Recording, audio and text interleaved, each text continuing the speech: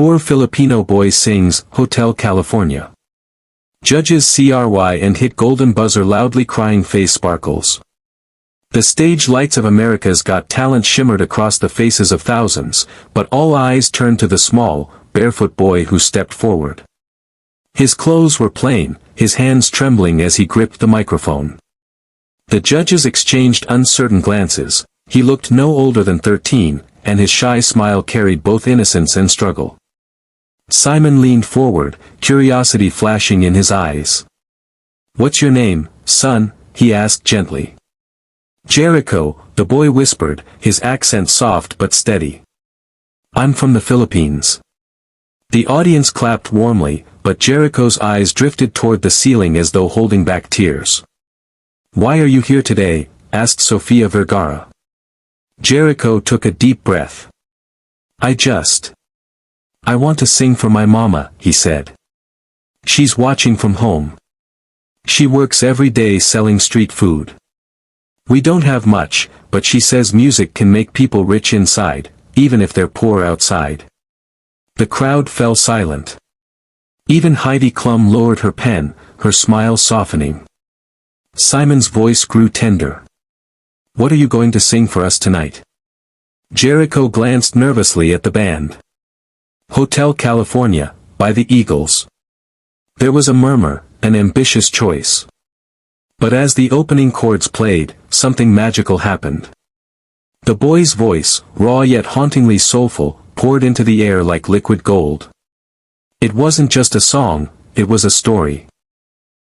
His tone carried the weight of dusty roads, empty plates, and nights spent under tin roofs listening to his mother hum lullabies by candlelight. The first verse floated through the arena, "On a dark desert highway, cool wind in my hair." The crowd leaned in. By the time he reached the chorus, the judges' eyes glistened. His voice cracked slightly on one note, but that imperfection made it even more real. You could feel every ounce of love, pain, and hope in it. It was as if the spirit of every dreamer who had ever fought through poverty was singing with him. Halfway through the song, something unexpected happened. His microphone cut out. A gasp rippled through the audience. Jericho froze, panic flashing in his eyes. But before anyone could move, the audience began clapping rhythmically, encouraging him to continue. And he did. Without the mic, his voice soared across the stage, filling the theater. The band softened, and the boy sang purely, passionately, fearlessly. When the final words, "You can check out any time you like, but you can never leave," echoed into silence, the audience erupted. People rose to their feet, tears streaming, cheering the name of a boy they didn't even know 5 minutes ago. Simon Cowell, usually the toughest to impress, sat frozen. His lips trembled slightly as he spoke. "Jericho. I've heard that song 1,000 times, but I've never felt it like this before. You didn't just sing, you told the story of your life." He took a deep breath, visibly emotional.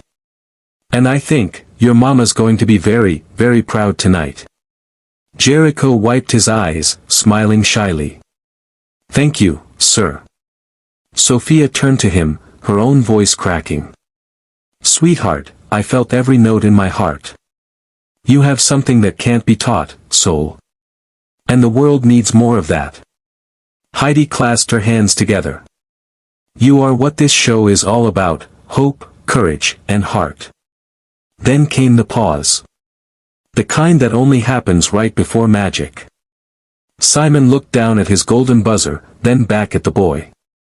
The audience began chanting, "Golden. Golden. Golden." Simon stood up, eyes misty, and slammed the golden buzzer.